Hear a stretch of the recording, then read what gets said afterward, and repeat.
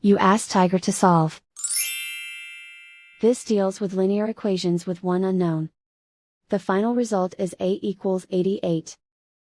Let's solve it step by step. Simplify the expression.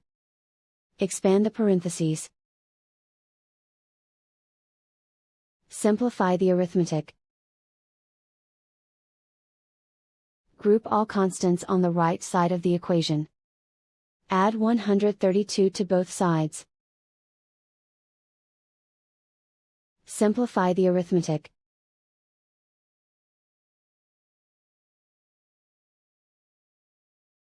Isolate the a. Divide both sides by 2. Simplify the fraction. Find the greatest common factor of the numerator and denominator. Factor out and cancel the greatest common factor. And so the final result is a equals 88.